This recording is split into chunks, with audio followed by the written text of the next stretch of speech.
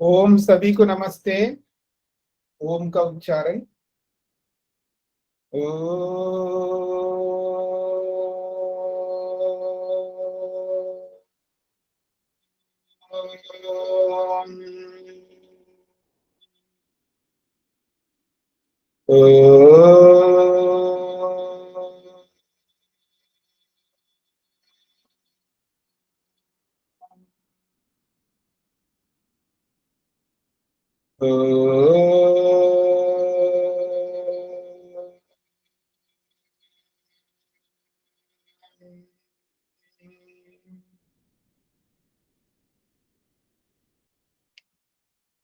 न्याय दर्शन की 153वीं कक्षा, दूसरे अध्याय के दूसरे आहनिक के 54 सूत्र पूरे हुए हैं। 55वां सूत्र प्रारंभ हो रहा है। प्रसंग है शब्द को विकारी मानना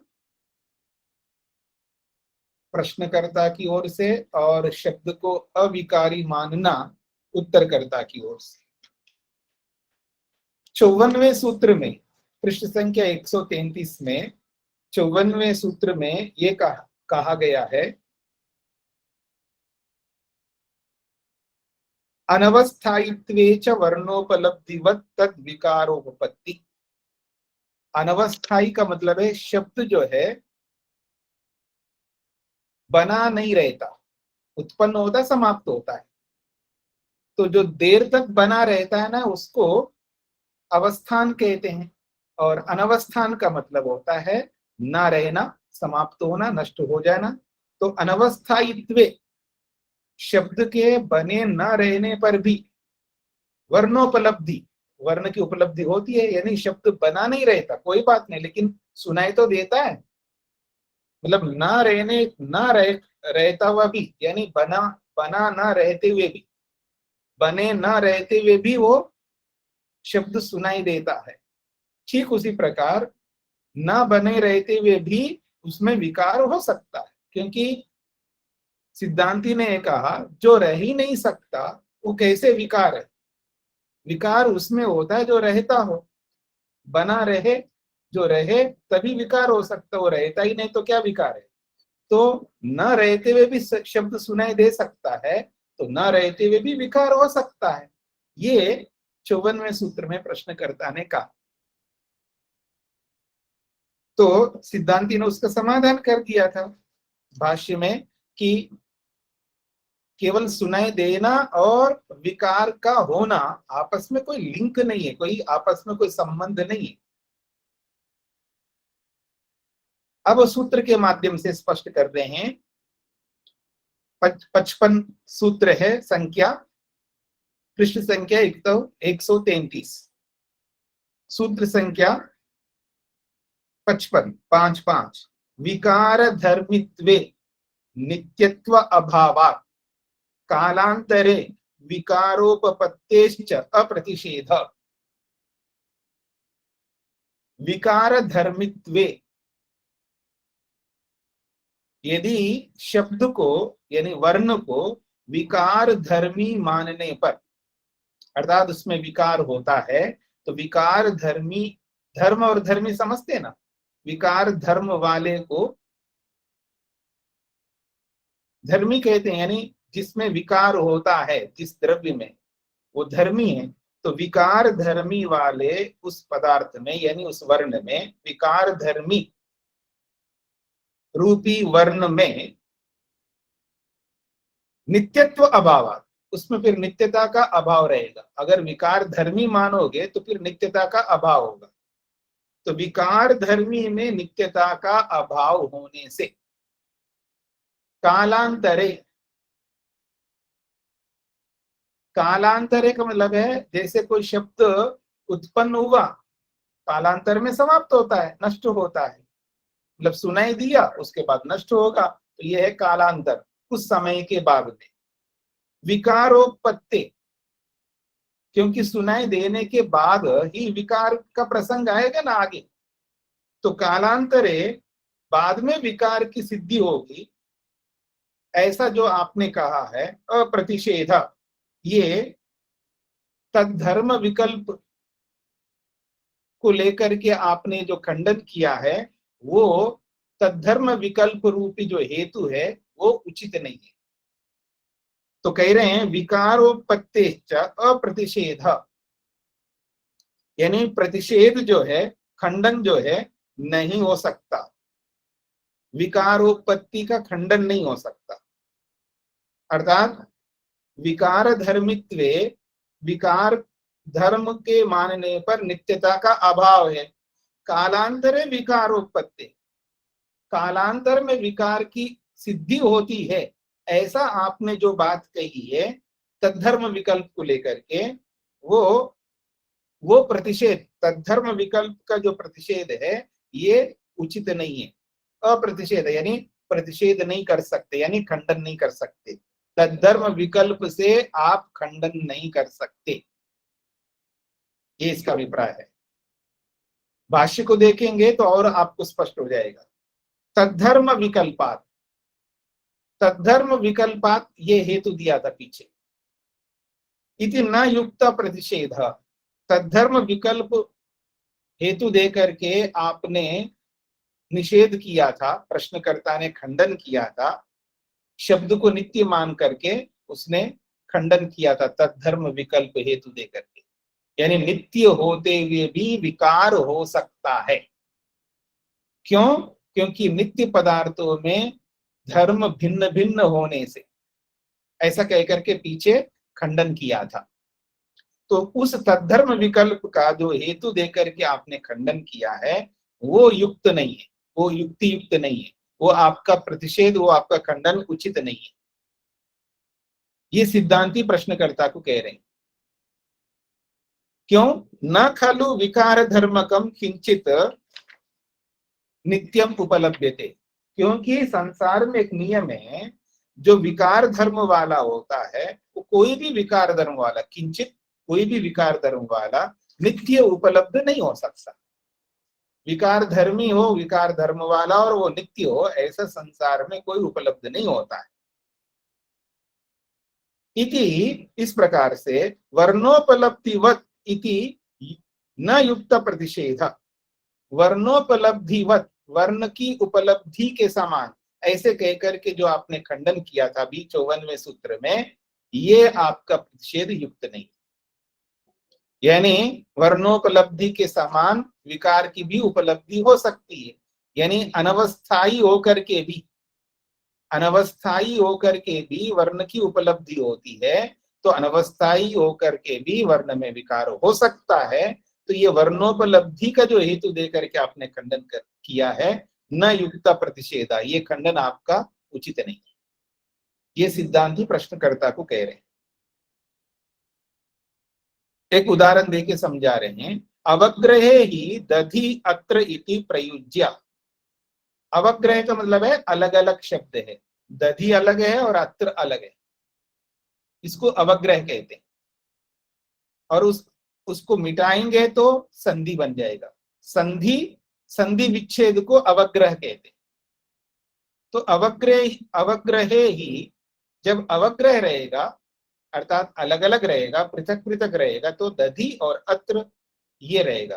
तो दधि अत्र इति प्रयुज्य, ये प्रयोग करके, चिरम स्थित्वा, देर तक रह करके, यानी कुछ थोड़ा रुकते ही है ना, दधि अत्र ऐसा बोल करके रुकते हैं, तो चिरम स्थित्वा यानी थोड़ी देर तक हम रुक करके, तथा उसके बाद में संगीतायाम प्रयुक्ते, फिर संगीता बनाते हम लोग, अर्थात एक साथ बोलते उसको, दध्यत्र इति, ऐसा।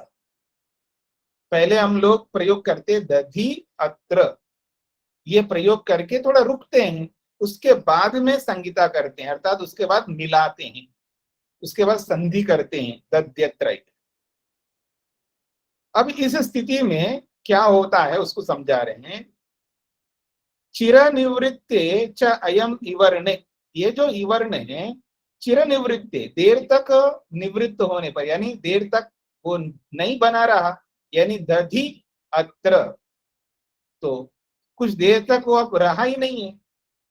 चिर निवृत्त मतलब देर तक न रहने पर, यकार प्रयुज्यमान, उसके बाद यकार का प्रयोग किया जाता हो, उसके बाद हम यकार प्रयोग कर रहे हैं, यानी इकार बोलने के कुछ देर के बाद फिर जब हम यकार बोल रहे हैं दध्यत्र में, तो ऐसे यकार का प्रयोग करता हुआ आप कस्य विकार इति प्रतीयते, किसका विकार प्रतीत होता है, वो यकार, मतलब वो यकार जो आप बोल रहे हो दध्यत्र में, वो किसका विकार मान करके बोल रहे हो आप, क्योंकि वो तो ईवर्ण तो हट गया, और हट करके भी बहुत देर हो गया, जो हटी गया है उसका विकार कैसे आप प्रतिपादित कर रहे हो, क्यों, कारण अभावात कार्य अभाव, जब कारण ही नहीं रहा तो कार्य कहां से रहेगा, इति, ये जो संसार का नियम है, कारण के ना होने पर कार्य भी नहीं होता है, कारण के होने पर कार्य होगा, तो इति अनियोग प्रसज्यते इति, तो ये आपका जो हेतु जो है ये अनियोग अर्थात हेत्वाभास को प्राप्त होता है, अनियोग प्रसज्यते का मतलब है हेत्वाभास को प्राप्त हो रहा है आपका ये तद्धर्म विकल्पात वाला हेतु अथवा वर्णोपलब्धिवत वाला जो हेतु, ये इसका अर्थ हुआ है। हाँ जी, मधु जी को क्या पूछना है? स्वामी जी नमस्ते जी, अवग्रह को स्पष्ट कर दीजिए। अवग्रह का मतलब है पृथक पृथक रहना, अलग अलग पद है, दधि अलग पद है और अत्र अलग पद है, ये दोनों जब अलग रहते हैं इसको अवग्रह कहते हैं, अर्थात पृथक पृथकत्व यानी पृथक रहने को अवग्रह कहते हैं। जी ठीक है, धन्यवाद।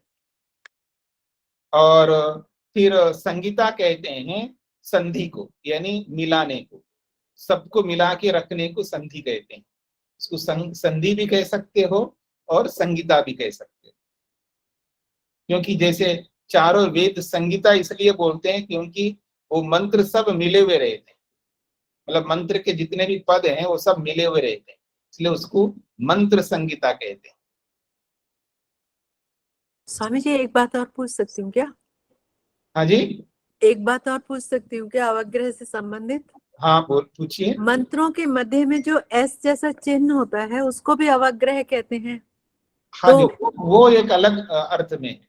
अच्छा हाँ, ठीक है। क्योंकि एक ही शब्द के अनेक अर्थ होते हैं ना, जी हाँ, तो वो अनेक अर्थ वाला आप ले लीजिएगा।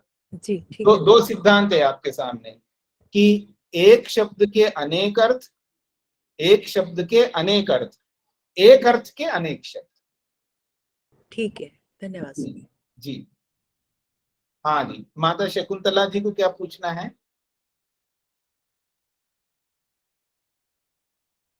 माइक माइक खोलिए। ये अवग्रह शब्द जो आपने बताया इसको संधि विच्छेद भी कह सकते हैं? हाँ जी, हाँ जी, धन्यवाद। जी जी, हाँ, वो हाथ हटा लीजिएगा, हाथ के चिन्ह को हटा लीजिएगा। अब आगे बढ़िएगा, इतश्च वर्ण विकार अनुपत्ति, इससे भी पता लगता है वर्णों में विकार नहीं होता है, इतश्च इससे भी वर्ण विकार अनुपपत्ति, वर्णों में विकार का होना अनुपत्ति असिद्ध होता है, किससे, प्रकृति अनियमात वर्ण विकाराणाम, प्रकृति अनियमात वर्ण विकाराणाम, वर्ण विकारों का प्रकृति का नियम ना होने से, वर्ण विकार जिनको आप वर्णों में विकार मानते हो ना, तो आपके वर्ण विकारों का प्रकृति का नियम ना होने से, क्योंकि वो वर्ण जो विकृत होकर के आ रहा है ना, जैसे इकार बदल करके एकार हो रहा है, तो ये कार जो बन रहा है ना वो विकार हो गया, तो उस विकार की प्रकृति कौन हुआ, इकार, स्पष्ट हो गए, इकार से यकार बन रहा है तो इकार हो गया प्रकृति, और विकार कौन हो गया, यकार, तो प्रकृति और विकार का कोई नियम नहीं है आपके इसमें, क्योंकि प्रकृति और विकार का नियम होता है संसार में, दूध से दही बनता है बस। अब दही से वापस दूध बनता है क्या? नहीं बन सकता। तो एक प्रकृति का नियम है, प्रकृति और विकार का एक नियम है संसार में। और आपके आपके इन वर्णों के विकारों में प्रकृति नियम दिख नहीं रहा है। क्यों? क्योंकि इकार से एकार बन जाता, फिर यकार से इकार भी बन जाता है। तो कोई नियम ही नहीं है आपके इसमें। इसलिए कह रहे हैं प्रकृति अनियमा वर्ण विकारा। वर्ण विकारों का प्रकृति का नियम न होने से वर्णों में विकार नहीं होता, ये बात सिद्ध होती। इकार स्थाने यकार श्रूयते, इकार के स्थान में कहीं यकार सुनाई देता है। यकार स्थाने खलु इकारो विधीयते, फिर यकार के स्थान में फिर इकार का विधान करते हैं। विद्यति इति, जैसे विद्यति में विधि अति विद्यति, कभी विधि में इकार बोलते हैं, कभी फिर यकार बोलते हैं, फिर उस यकार को वापस विधि बना करके फिर उसको इकार कर देते हैं। तो कोई नियम ही नहीं है ना आपके इसमें। तद यदि स्यात् प्रकृति विकार भाव वर्णाना, वह यदि प्रकृति विकार भाव जो है वर्णों का होता है, तस्य प्रकृति नियम स्यात्, फिर उसका प्रकृति का नियम होना चाहिए। जैसे लोक में होता है, लोक में क्या होता है? दृष्टो विकार धर्मित्वे प्रकृति नियम इति। दृष्टा, ये संसार में देखा जाता है, विकार धर्मित्वे प्रकृति नियम, जहाँ विकार धर्मी होता है वहां प्रकृति का नियम होता है। यानी दूध से ही दही बनता है, दही से दूध बनता नहीं है ऐसा। फिर दही से ही घी बनता है, मतलब दही से ही मक्खन बनता है ऐसा कह सकते हो, और मक्खन से ही घी बनता है ऐसा कह सकते हो। और वापस उस मक्खन से घी बनता है, फिर उस घी से आप फिर वापस मक्खन बनाओ, और फिर मक्खन से फिर वापस आप दही बनाओ, फिर दही से वापस उसी को दूध बनाओ। ऐसे नहीं होता है ना, प्रकृति का अपना नियम है। पर यहाँ तो नियम ऐसा नहीं है, तो उल्टा हो रहा है। इकार से एकार बन रहा, फिर एकार से इकार बन रहा, तो कोई प्रकृति का नियम ही नहीं है आपका, तो अव्यवस्था हो जाएगी इससे वर्णों में। ये 56वें सूत्र में कहना चाहते हैं। तो अब वो जो बार बार बोला जाता है ना, अनियम में नियम होना, और वो सूत्र आ गए यहाँ पर, देख लो आपके सामने प्रत्यक्ष है। नियम नहीं बनता बोला है नहीं, प्रकृति का एक नियम होता है। अब नियम की बात कहिए तो प्रकृति का नियम नहीं बन रहा है, आपका नियम नहीं बन रहा है ऐसा सिद्धांति ने बोला।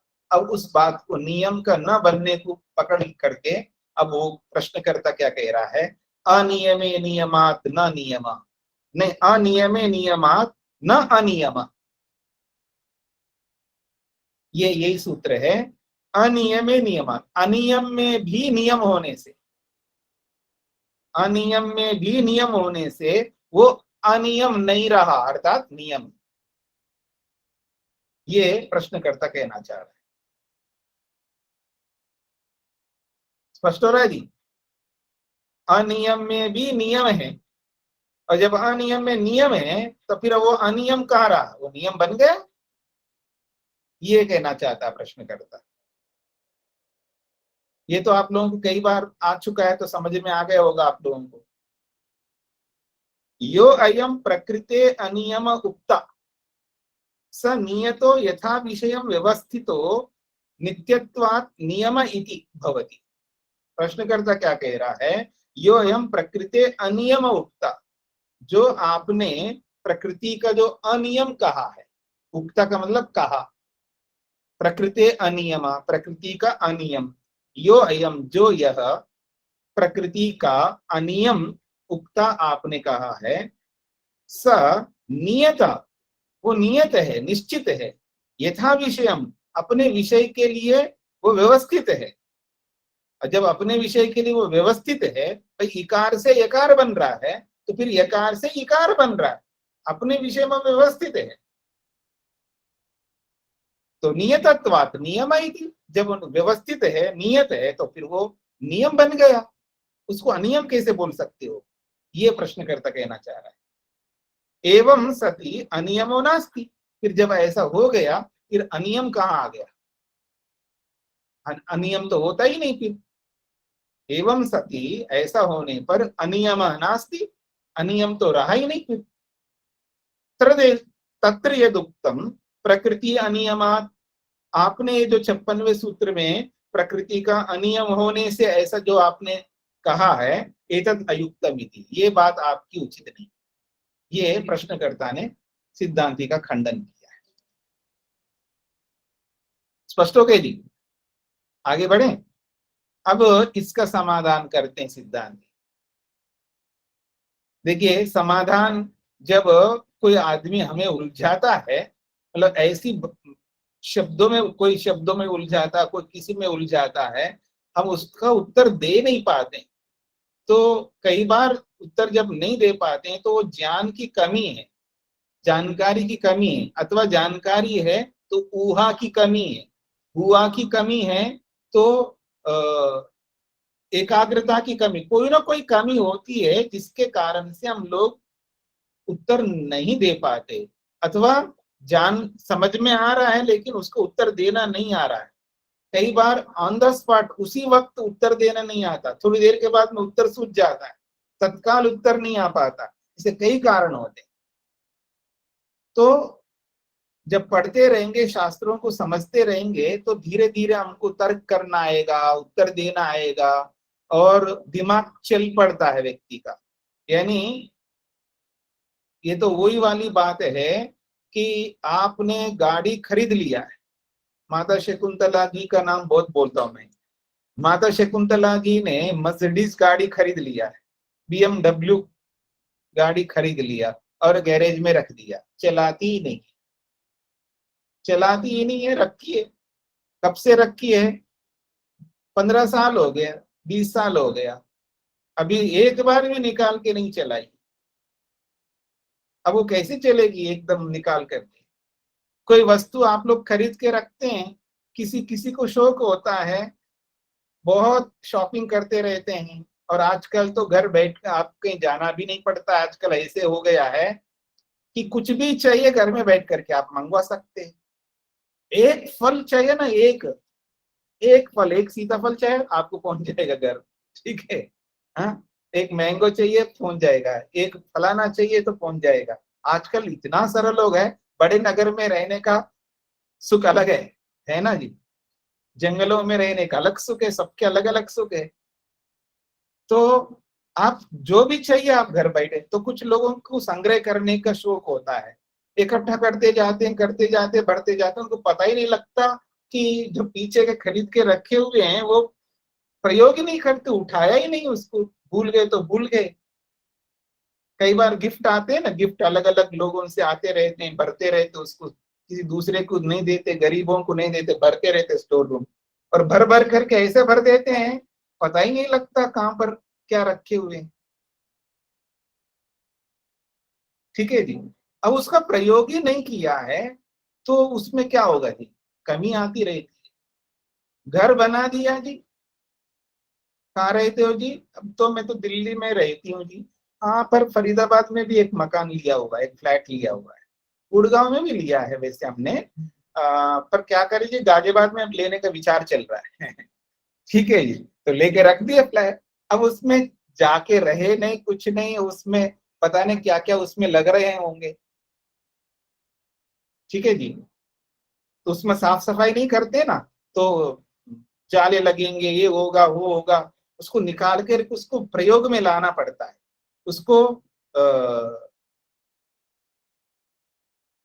व्यवहार में क्रियात्मक रूप से उसको प्रयोग में लाते रहेंगे तो मशीन जो है, जैसे गाड़ी है तो उसके पुर्जे आदि वो चलते रहेंगे तो चालू चालू स्थिति में चल पड़ता है, और नहीं चलाओगे तो वो लुंठित हो जाती, मतलब उसमें जंग पड़ जाएगा, ऐसे समझ सकते। तो ऐसी हमारी बुद्धि में जंग पड़ गई, हमारी बुद्धि उसका यूज नहीं करते, हुआ करके, तर्क करके, या प्रश्न करके, समाधान दे करके, समाधान देने के लिए सोचना, बुद्धि को चलाना, उसको चलाते ही नहीं हम अपनी बुद्धि।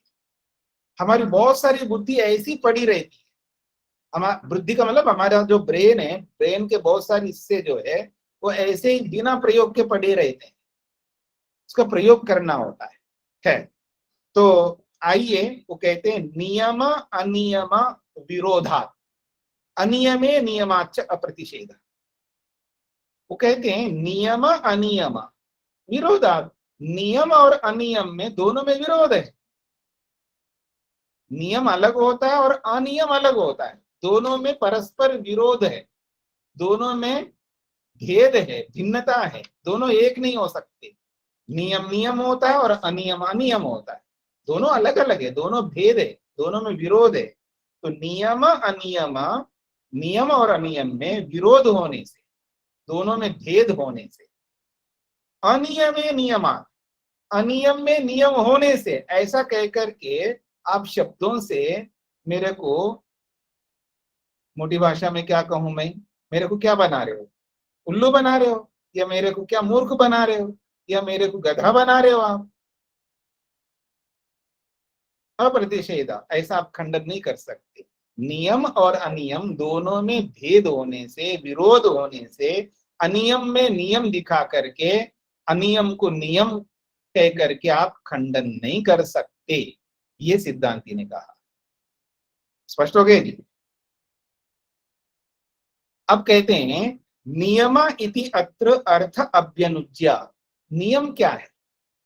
कहते हैं नियम इति अत्र, इस विषय में, अर्थ अभ्यनुज्य, किसी अर्थ को स्वीकार करना, किसी बात को स्वीकृत करना, किसी चीज को अपनाना, किसी के अस्तित्व को मानना, ये नियम है। तो अर्थ अभ्यनुज्य यानी अर्थ को स्वीकार करना। अनियम इति, और अनियम क्या है? तस्य प्रतिषेध, किसी स्वीकृति का विरोध है, अर्थात अस्वीकृति। अर्थ अभ्यनुज्य का उल्टा है, अर्थ को न मानना, ये अनियम हो गया। तो अनुज्ञात निषिद्धयोश्च व्याघातात् अनर्थांतरत्वं न भवति। कहते हैं अनुज्ञात निषिद्धयो, एक है स्वीकृत और एक है निषेध का मतलब अस्वीकृत। एक स्वीकृत है और एक अस्वीकृत है, और इन दोनों में व्याघातात्, इन दोनों में विरोध होने से, अनर्थांतरत्वं न भवति, ये दोनों एक नहीं हो सकते। अर्थांतर का मतलब है भिन्न भिन्न, और अनर्थांतर का मतलब है एक। तो ये दोनों एक नहीं हो सकते। और आपने क्या कर दिया?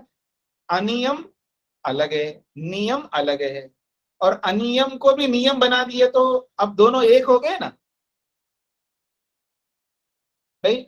एक नियम तो नियम के रूप में है, और एक अनियम अनियम के रूप में है, और आप उसको अनियम ना मान के उस अनियम को भी नियम बना दिया, तो दोनों एक बन गए ना।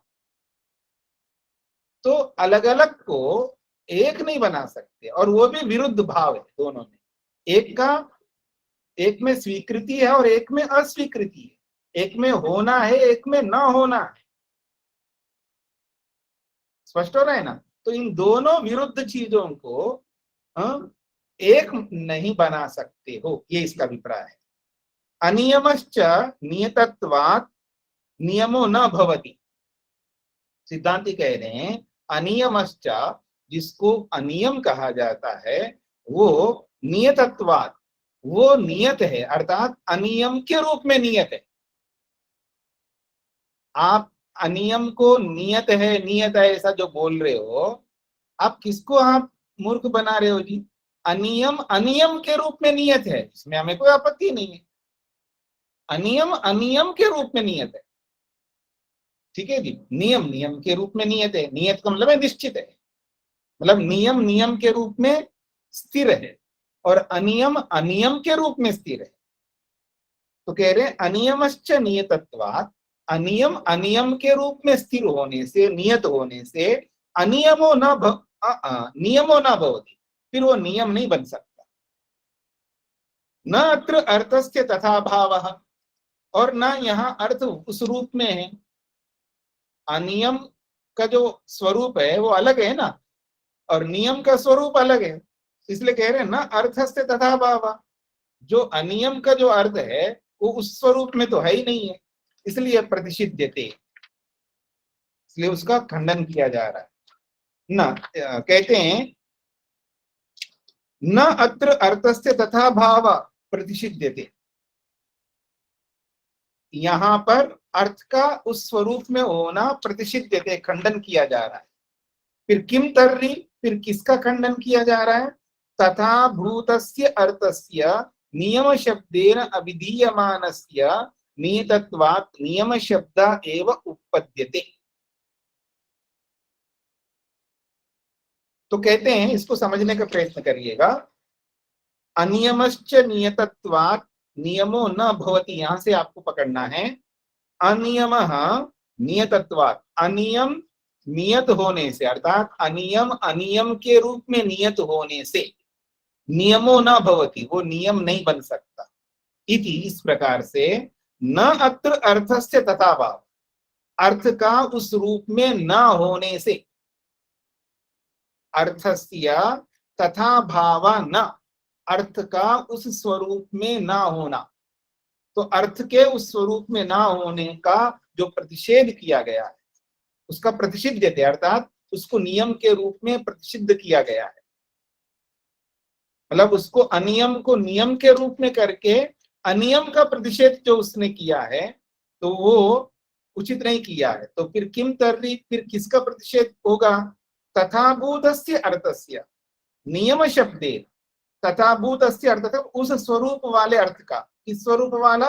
अनियम स्वरूप वाले अर्थ का, नियम शब्द के द्वारा, अनियम स्वरूप वाले अर्थ का नियम शब्द के द्वारा अभिधीयमानस्य, कहा जाता हुआ, नित्यत्वात्, उसको नित्य के रूप में करके, नियम शब्द एवं उपपद्यते, उसको नियम शब्द के रूप में सिद्ध किया जा रहा है प्रश्नकर्ता की ओर से। यानी अनियम को नियम बता करके जो जैसा नहीं है उसको उस रूप में सिद्ध किया जा रहा है। सो अयम नियमात् अनियमे प्रतिषेधो न भवति, तो सो अयम, वह यह, अनियमे नियम, अनियम में नियम होने से ऐसा करके ये जो आपने अनियम का जो प्रतिषेध किया है वो उचित नहीं है। स्वयं नियमात् अनियमे प्रतिषेधो न भवति, वह नियम होने से अनियम में प्रतिषेध नहीं बन सकता।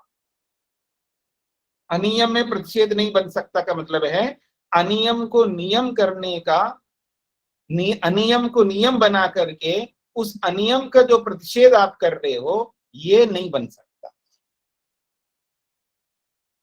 सार कितना समझ लीजिएगा, अगर आपको शब्द पकड़ में नहीं आए, कुछ शब्द उलझाने वाला ऐसा आपको दिखता है, अनियम अनियम के रूप में ही नियत रहता है और नियम नियम के रूप में नियत रहता है। तो अनियम अनियम के रूप में कितना ही नियत हो पर वो नियम नहीं बन सकता, वो हमेशा अनियम अनियम के रूप में नियत ही रहेगा। यानी असत्य असत्य के रूप में ही स्थिर है और सत्य सत्य के रूप में स्थिर है। असत्य असत्य के रूप में स्थिर होकर के वो सत्य नहीं बन सकता। ठीक उसी प्रकार नियम नियम के रूप में स्थिर है और अनियम अनियम के रूप में स्थिर है। तो अनियम के रूप में स्थिर होकर के, यानी अनियम के रूप में स्थिर का मतलब वो बदल नहीं रहा, वो बदल नहीं रहा का मतलब है अनियम सदा बना रहा, तो फिर तो वो नियम पूर्वक है ना।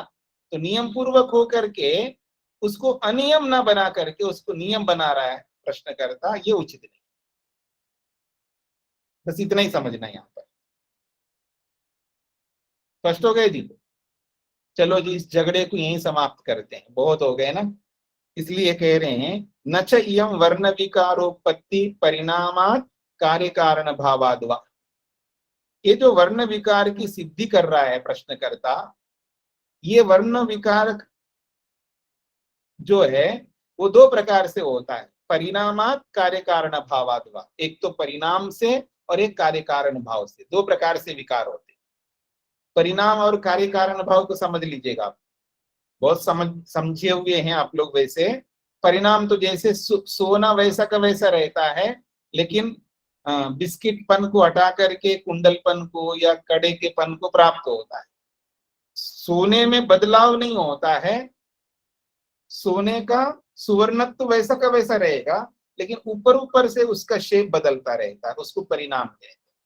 और कार्य कारण भाव में विकार कैसे होता है? मिट्टी जो है घड़े के रूप में आ जाता है, ऐसा ये कार्य कारण भाव है। इसमें भी विकार है। विकार दो प्रकार का, एक परिणाम के रूप में और एक कार्य कारण के रूप में, और ये दोनों ही वर्णों में नहीं, ये कहना चाहते हैं। स्पष्ट हो गया? फिर भी वर्णों में विकार होता है, ये अंतिम सिद्धांत कहना चाह रहे हैं। इसको समझने का प्रयत्न करिएगा। फिर क्या है? उसको विकार का तो खंडन कर दिया, अब विकार स्वीकार कर रहे हैं। इतना खंडन किया सिद्धांति ने, इतना लंबा चौड़ा खंडन किया है, फिर भी अंत में जाकर के उसको स्वीकार कर रहे हैं। तो वो तो स्वीकार कर रहे हैं, वो किस रूप में स्वीकार कर रहे हैं? विकार। आप नहीं समझ रहे हो तो अच्छा जी, आप विकार समझ लो, लेकिन वो विकार कैसा होता है उसका निर्धारण करते हैं। गुणांतर आपत्ति उपमर्द हरास वृद्धि लेश श्लेषेभ्यस्तु विकारोपत्ते वर्ण विकारः। समझने का प्रयत्न करिएगा। गुणांतर आपत्ति उपमर्द हरास वृद्धि लेश श्लेषेभ्यः तु विकारोपपत्तेः वर्ण विकार। सिद्धांति ये कह रहे हैं अंत में वर्ण विकार होता है, वर्णों में विकार होता है, लेकिन वो विकार किस रूप में होता है वो गिनाया है। गुणांतरापत्ति के रूप में होता है, उपमर्द के रूप में होता है, हरास के रूप में होता है, वृद्धि के रूप में होता है, लेश के रूप में होता है और श्लेष के रूप में होता है। इस प्रकार का वर्ण विकार हम मानते हैं।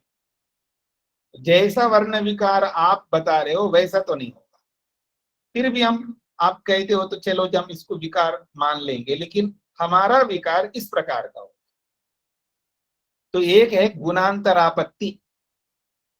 गुणांतरापत्ति का मतलब है एक गुण हट जाता है, दूसरा गुण आता है, ये गुणांतरापत्ति है।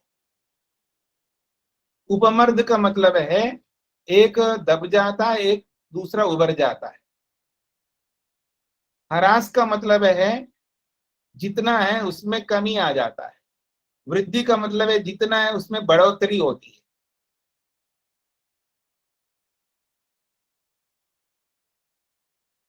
ऐसे ये सब स्वरूप है। अभी एक एक की व्याख्या करेंगे। वास्तव में होता क्या है जी, आप मेरी ओर देखिएगा। वास्तव में होता क्या है वर्णों में? ये जो विकार है, वास्तव में विकार नहीं होता, एक के स्थान में दूसरे को स्थापित करते हैं। मतलब इकार बोलने के स्थान पर यकार बोलते हैं, बस इतनी सी बात है। दधि अत्र ऐसा भी बोल सकते हैं, और कोई ऐसा ना बोल करके दध्यत्र बोल रहा है। अब वहां दधि अत्र में ई बोला है उसने। अब उस इकार के जगह पर कोई दूसरा, उसको लगता है मैं इकार क्यों बोलूं, मैं यकार बोल लूंगा, तो यकार बोल देगा। दध्यत्र बोला है। जैसे मैं बोलू ना, लेशः अत्र नास्ति, तो मैं लेशा भी बोलूं लेशो भी बोलूं, मेरी मर्जी है। लेशो अत्र नास्ति, यानी उसको लेशः भी बोल सकता हूं। जैसे रामो गच्छति,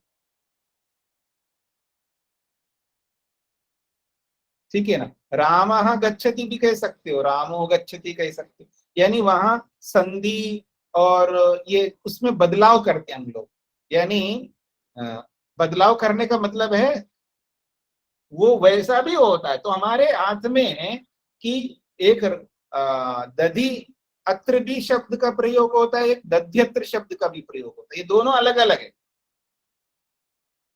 दोनों अलग अलग पहले से ही हैं। हम कोई नया पैदा नहीं करते, शब्द याद रखना, वो पहले से हैं।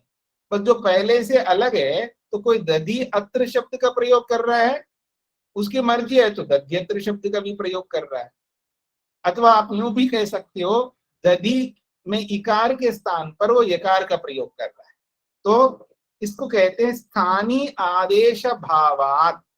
स्थानीय आदेश, एक तो स्थानीय होता है और एक आदेश होता है। स्थानीय का मतलब है जो पहले से विराजमान है वहां पर। स्थानीय का मतलब है वो जो पहले से, जैसे दधि, दधि में जो इकार है वो पहले से है, तो जो पहले से है उसको स्थानीय कहते हैं। जैसे आप कहते हैं ना, मैं तो जी मैं स्थानिक हूं, मेरे क्यों हटा रहे हो जी, मैं तो पहले से हूं यहाँ पर, यहीं पैदा हुआ हूं, मैं यहीं रहता हूं, यहीं मरूंगा, मैं यहाँ से जाऊंगा नहीं, मैं स्थानिक आदमी, आप बाहर से आए हो, ऐसा बोलते हैं ना आप लोग। तो ये जो स्थानीय का मतलब है जो पहले से विराजमान है वो है स्थानीय। तो दधि में ये जो इकार है वो स्थानीय पहले से। अब उस स्थानीय को हटा करके यकार आता है, तो जो यकार आता है उसको आदेश कहते हैं। मतलब स्थानीय को हटा करके उसके जगह पर आता है उसको आदेश कहते हैं। तो कह रहे हैं स्थानीय आदेश भावात। तो वर्णों में स्थानीय और आदेश का स्वरूप रहता है, यानी किसी भी स्थानीय के जगह पर दूसरे को हम बिठा सकते हैं। ये शब्दों में होता है, वर्णों में भी होता है, वाक्यों में भी होता है, और हमारे व्यवहार में भी होता है।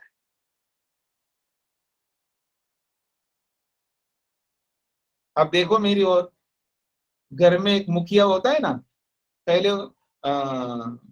संयुक्त परिवार होता था, तो काफी लोग होते थे। एक मुख्य बुजुर्ग जो भी बड़ा आदमी होता है, तो वो बड़ा जो है अपने मुख्य सीट पर उसका अपना जो होता है, जो भी जहां बैठता है उसी जगह पर अब वो बैठने की स्थिति में नहीं, अभी जिंदा है, मरा नहीं आदमी, चिंता मत करो। और वो कहता मैं कब तक बैठूं, चलो जी तू आके बैठ, अपने बेटे को बोलता है। तो अब वो स्थानीय है, वो हट करके बेटे को बिठा देता है। ठीक है, जो घरों में भी होता है, व्यापार में भी होता है, हर जगह पर होता है। तो स्थानीय जो पहले से है उसको हटा करके हम दूसरे को बिठाते ही हैं। अब एक व्यक्ति 5 साल तक रहता है, उसको हटा के दूसरे को बिठाते हैं। जब इलेक्शन होता है तो दूसरा जीतता है तो आता है ना, दूसरा बैठ जाता है वो। तो स्थानीय के जगह पर जब दूसरा आकर के बैठता है उसको आदेश कहते हैं, अर्थात पहले वाला हटा, दूसरे वाले को बैठा। तो स्थानीय आदेश का स्वरूप वर्णों में होता है। इसलिए अप्रयोगे, जब उस स्थानीय का प्रयोग ना होगा, यानी स्थानीय रहते हुए भी प्रयोग ना किया जाए उसको, और दूसरे का प्रयोग करते हम लोग, इसी को विकार शब्दार्थ, इसी को हम विकार मान लेते हैं। यानी स्थानीय के जगह पर दूसरे को बिठाने को ही विकार बोल दिया जाता है, वास्तव में ये विकार नहीं है। सविद्यते, और ये जो विकार है, इस तरह का जो विकार है, स्थानीय के जगह पर दूसरे को जो बिठाया जाता है, वो विद्यते, वो अलग अलग प्रकार का होता है। वो कितने प्रकार का होता है वो गिना रहे। एक एक गुणांतरापत्ति। गुणांतरापत्ति का मतलब है एक गुण के जगह पर दूसरे गुण को लाना, ये गुणांतरा। गुणांतर का मतलब भिन्न गुण को लाके बिठाना, ये वर्णों में होता है। जैसे उदात्तस्य अनुदात्तः इत्येवम् आदि। कोई उदात्त है पहले से तो उसको अनुदात्त बनाया जाता है। उदात्त, अनुदात्त, स्वरित, एक श्रुति, ये सब गुण है वर्णों के। वर्णों में आप सुनते हैं ना, जैसे वेद में स्वर होते हैं ना, स्वर होते हैं, उदात्त होता है, अनुदात्त होता है, स्वरित होता है, ऐसे ये स्वर कहलाते हैं, ये स्वर गुण कहलाते हैं, ये वर्णों के गुण है। तो कोई वर्ण उदात्त गुण वाला है तो उस उदात्त गुण वाले को हटा करके अनुदात्त गुण वाला लाते हैं, मतलब उस गुण को हटा करके, उदात्त गुण को हटा करके अनुदात्त बनाते हैं, अथवा अनुदात्त को हटा करके उदात्त बनाते हैं, या अनुदात्त को हटा करके उसको स्वरित बनाते हैं, ऐसा। ठीक है जी। तो ये गुणांतरापत्ति, यानी एक गुण को हटा करके दूसरे गुण को लाना, तो ये होता है, शब्दों में होता है। जब आप पढ़ेंगे, स्वर प्रक्रिया को पढ़ेंगे, तब आपको स्पष्ट होगा। अभी तो इतना ही समझना है कि उदात्त को हटा करके अनुदात्त किया जाता है, या अनुदात्त को हटा करके उदात्त किया जाता है, या उदात्त अनुदात्त को हटा करके स्वरित किया जाता है। ऐसे बदलते रहते हैं। तो वो कब बदलते हैं, किस परिस्थिति में कैसा होता है, ये बहुत सारे नियम। इसको गुणांतरापत्ति कहते हैं। दूसरा बताया उपमर्द। उपमर्द का मतलब है एक हट जाता है, पूरा का पूरा हट जाता है, नया ही आ जाता है, इसको उपमर्द कहते हैं। जैसे उपमर्दो नाम एक रूप निवृत्तो, जो एक अपने स्वरूप में जो विराजमान है वो निवृत्त, वो बिल्कुल हट जाता है। रूपांतरोपजना, बिल्कुल अलग ही रूप आकर के वहां बैठ जाता है। जैसे अस्तेर भू, अस था, उस अस धातु के स्थान में पूरा भू आ जाता है। जो अस होता है उसको उपमर्द का मतलब है उसको बिल्कुल हटाया जाता है, उसकी जगह पर भू आ जाता है। भ्रुवो वची, जैसे पीछे हमने पढ़ा है, ब्रू धातु है, तो उस ब्रू धातु को हटा करके पूरा ही शब्द को हटा करके दूसरा वच धातु ले आते हैं, ऐसा ये उपमर्द कहलाता है। एक को पूरा, यानी पूरे को हटा देते, थोड़ा बहुत हटा नहीं रहा, पूरा हटाया और पूरे नए को वापस लाना, इसको उपमर्द कहते हैं। स्वामी जी, पूरा शब्द या पूरा वर्ण? ये शब्द है ना पूरा, क्योंकि अस पूरा शब्द है। शब्द लिखूं ना? हाँ, तो शब्द है, पूरा शब्द हट करके पूरा नया शब्द आ गया। भू भी पूरा शब्द है, ऐसे ब्रू धातु है वो भी पूरा शब्द है, और वच धातु है वो पूरा शब्द है। मतलब पूरे धातु का धातु हट गया, नई धातु को बिठा दिया, ऐसा, इसको उपमर्द कहते हैं। हरास, हरास में क्या होता है, दीर्घस्य अरस्व, कोई दीर्घ है तो उसको अरस्व कर देते हैं। जैसे कुमारी में दीर्घ इकार है ना, कुमारी, कुमारी। अब इसमें मैं इस कुमारी के साथ में एक दूसरा शब्द जोड़ूं, अधिकुमारी, तो अधिकुमारी, अधि को जोड़ते ही जो कुमारी में जो दीर्घ है वो अरस्व हो जाएगा, अधिकुमारी बनेगा, ऐसा। जैसे गो शब्द है, गो, गो शब्द है, गो का मतलब है गाय, तो गो को मैं, गो तो दीर्घ वर्ण है, वो ओकार, उसको अरस्व कर दूंगा, उपगु, उप शब्द को जोड़ते ही उपगो था, उप और गो दोनों को मिलाते ही उपगु बन जाता है, यानी ओ को अरस्व कर देंगे तो उ बन जाएगा, ओ का अरस्व उकार होता है। तो ये अरस्व है, दीर्घ को हम अरस्व कर सकते हैं। और अगला है वृद्धि। वृद्धि में क्या होता है, बढ़ा सकते हैं, उसमें हरस्व को दीर्घ बना सकते हैं, या प्लुत भी बना सकते हैं। स्पष्ट हो रहा है जी? अरस्व को दीर्घ बना सकते, जैसे मान लीजिएगा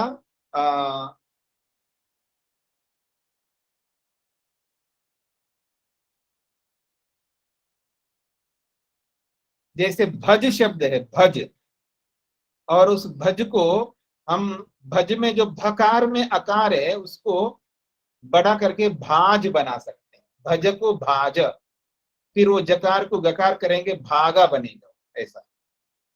जैसे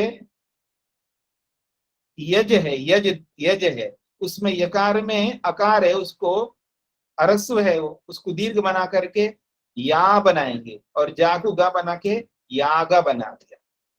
यज को यागा बनाने में वहां अरस्व को दीर्घ बना दिया, इसको वृद्धि कहते हैं। तो अरस्व को दीर्घ और कहीं कहीं प्लुत भी बनाते हैं, अरस्व को हम प्लुत, जैसे देवदत्ता, देवदत्ता में अंत में अकार है ना, अरस्व। याग में गकार आएगा ना? हाँ जी, याग में गकार नहीं, याग में यकार में जो अकार है ना जी, उसको दीर्घ कर दिया। पहले यज था, यज, यज में अकार अरस्व था, अब याग करते ही या बन गए ना, दीर्घ हो गया। अच्छा ठीक है, या में परिवर्तन हुआ। हाँ, या में जो अकार है उसमें परिवर्तन। अब अरस्व अकार है देवदत्ता। स्वामी जी इसमें क्षमा चाहती हूँ, गा में भी तो आया ना, जैसे गा हो गया। आप पकड़ नहीं रहे हो, हमें अरस्व को दीर्घ बनाना है, तो गा में कहाँ दीर्घ हुआ? गा में दीर्घ नहीं हुआ, परिवर्तन तो आ गया ना उस वर्ण में भी। तो परिवर्तन थोड़ा बता रहे हैं यहाँ पर, तो अरस्व को दीर्घ बताना बता रहे हैं। ठीक है, उतना ही देखें, ठीक है। हाँ हाँ। अब अरस्व को दीर्घ, अरस्व को दीर्घ भी कर दिया, प्लुत भी कर सकते हैं। जैसे देवदत्ता में ता में अकार है तो वो अरस्व है, देवदत्ता। अब उसको प्लुत करा सकते हैं, देवदत्ता, ये प्लुत हो गया। जब बुलाते हैं तो हम ऐसे देवदत्ता, तो उसको प्लुत, संबोधन में प्लुत करना होता है। बुलाने में, पुकारने में, आवाज लगाने में हम उसको लंबा करते हैं, वही प्लुत है। तो ये वृद्धि का उदाहरण है। जो अरस्व था उसको दीर्घ कर दिया, जो अरस्व था उसको प्लुत कर दिया, ऐसा। लेश का मतलब है छोटा बनाना। लेशक खोला है लाघवम, लाघवम का मतलब है जितना है उसको संक्षेप करना, छोटा बना, बड़े को कम करना, उसको लेश कहते हैं। जैसे अस्ति, अस्ति में अकार भी है, सकार भी है, तकार भी है और इकार भी है, ठीक है ना। अब उसको बिल्कुल कम करा और स्था बना दिया, अकार को हटा दिया, इकार को हटा दिया, स्था बना दिया। स्पष्ट हो गया? ये लेश का मतलब है छोटा बनाना, बड़े को कम करके छोटा बना दिया। तो ये अस्तेर विकार है, ये अस का विकार माना है, लाघव करना। अब अगला है श्लेष। श्लेष का मतलब होता है आगम। आगम, आगम उसको व्याकरण में आगम कहते हैं उसको, यानी कोई शब्द कोई होता है उसमें थोड़ा कसर रह जाता है, कसर रह जाता है तो कुछ ला करके उसमें जोड़ देते। आपकी भाषा में बोलूं मैं, मुर्कियां लगाना आता है आपको? मुर्कियां लगाना समझते हैं? जैसे कोई गाता है ना, उसमें मुर्कियां लगाता है। और जो आलाप करते हैं ना, आलाप में मुर्कियां ही लगाते हैं वो लोग। तो ऐसे ही शब्दों में मुर्कियां लगाई जाते हैं, उस मुर्की को यहाँ पर आगम कहा। जैसे विद धातु है, विद, विद धातु है, विद। तो उस विद में एक नकार जुड़ जाता है तो उसमें पूरा माना विंदते, ऐसा बनता है, विंदते। जैसे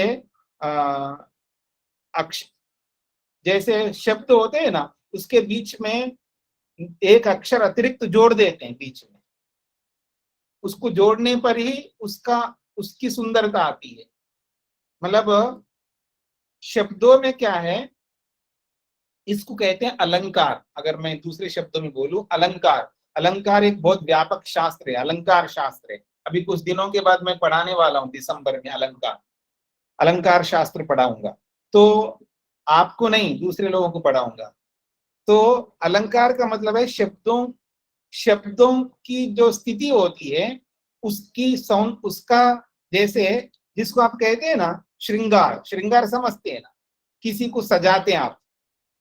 मतलब मान लो किसी आदमी को आप सजाते हैं, उसको तरह तरह के वस्त्र पहना करके, तरह तरह का जो भी उसके शरीर में आप जो भी करेंगे तो वो श्रृंगार कहलाता है। तो उसकी सुंदरता को बढ़ाने के लिए हम लोग क्या करते हैं, श्रृंगार करते हैं, उसमें कुछ ना कुछ जोड़ते हैं हम लोग। तो ऐसे ही यहाँ पर शब्दों में कुछ जोड़ते हैं, अतिरिक्त कुछ जोड़ते हैं, उसको आगम कहते हैं। और वो आगम दो जगह पर जोड़ते हैं, या तो प्रकृति को जोड़ते हैं या प्रत्यय में जोड़ते हैं। प्रकृति के अंदर भी कुछ हम मुर्कियां लगा के कुछ शब्दों को, उसमें कुछ अक्षरों को जोड़ते हैं। जैसे कहीं नुम जोड़ते हैं, नुम का मतलब है नकार को जोड़ते हैं। जैसे विंदते, विंदते में नकार जोड़ते हैं, विद, विद धातु से विंदते बनेगा। जो इकार हटता है ना, जैसे नदी, नंदा, नंदा शब्द है, नंदा, वंदा, इनमें नकार बीच में आता, यानी धातु के अंदर कुछ अक्षरों को जोड़ते हैं। आप ऐसा कह सकते हैं नुम जोड़ते हैं, प्रकृति के अंदर नुम जोड़ते हैं। जैसे विद धातु है तो उसको विंदते बनता है। व्याकरण में आप ये पकड़ में नहीं आएगा आपको आगम, बस इतना समझ लीजिएगा किसी में किसी शब्द को जोड़ते हैं। तो जैसे आप नकार, हाँ जी, जैसे आप बता रहे हैं विंदते, विद में, विद धातु में जोड़ दिया, तो ये विदते होता तब भी वही अर्थ रहता? नहीं, विदते नहीं होता उसमें, वो विदते में उसका, उसकी सुंदरता घट जाती है, मतलब उसका जो पूरा स्वरूप नहीं है ना। मान लो कोई आदमी चल तो है लेकिन बाल नहीं बनाए उसने। चल रहे हो, कहीं यात्रा में जा रहे हो, पार्टी में जा रहे हो, कहीं जा रहे हो, तो ऐसे यूं उठ करके आ रहे हो आप सोते सोते, है नहीं, बाल बनाओ, अच्छी तरह आ जाओ, ठीक है ना, ठीक से कपड़े पहन के आओ, तैयार होकर के आओ ना, ऐसे बिना तैयारी के थोड़ा आओगे। तो वो बिना तैयार, तो शब्दों को भी तैयार किया जाता है। ये सब अलंकार में बताया जाता है कैसे तैयार करते हैं, कैसे उनकी सुंदरता होती, कैसे क्या होता है। ठीक है जी, शब्दशास्त्र बहुत बड़ा है, याद रखना। तो उसमें आगम में क्या होता है, शब्दों को जोड़ते हैं, उसमें अक्षरों को जोड़ते हैं, कहीं सकार जोड़ते हैं, कहीं नकार जोड़ते हैं, कहीं इकार जोड़ते हैं, तब वो शब्द परिपूर्ण होता है। शब्द की परिपूर्णता को बनाए रखने के लिए कुछ अक्षरों को जोड़ा जाता है, उसमें आगम कहते हैं। और वो आगम दो चीजों में जोड़ा जाता है, या तो प्रकृति को जोड़ा जाता है या प्रत्यय को जोड़ा जाता है। ऐसे इतना ही समझ लो। तो हम प्रकृति को कैसे जोड़, प्रकृति शब्द से क्या अर्थ है? इंग्लिश आप में? ये व्याकरण की बातें हैं, छोड़ दो, आप इतना अच्छा। समझ लो कि धातु को प्रकृति कहते हैं यहाँ पर। जी ठीक है। तो धातु के अंदर भी कुछ अक्षरों को जोड़ते हैं, और जो धातुओं में जो प्रत्यय लगते हैं उन प्रत्ययों में भी कुछ अक्षरों को जोड़ते हैं। इतना समझ लीजिएगा। तो एके एव विशेषा विकारा, बस ये विकार है, मतलब एक तो गुणांतरापत्ति, एक उपमर्द, एक हरास, और एक वृद्धि, और एक लेश, और एक श्लेष, ये 6 प्रकार के एते एव विशेषा विकारा, ये 6 प्रकार के विकार होते हैं। इति एते एव आदेशा, इनको विकार कहो या आदेश कहो, कोई आपत्ति नहीं। एते चेद विकारा उपपद्यन्ते तर्हि वर्ण विकारा, अगर ये आप इन 6 चीजों को आप मान लेते हो तो हमें कोई आपत्ति नहीं, इनको आप विकार मान लो तो हम भी विकार मान लेंगे। इसके अतिरिक्त तो और ऐसा कोई विकार नहीं होता है वर्ण, ये कहना चाह रहे हैं। ठीक है जी, यहां तक पहुंच गए जी। अब ये प्रसंग आपका पूरा कर दिया मुझे, वर्णों में विकार होता है नहीं होता है। तो अब आपका अंतिम उत्तर क्या है जी? वर्णों में विकार होता भी है और नहीं भी होता है।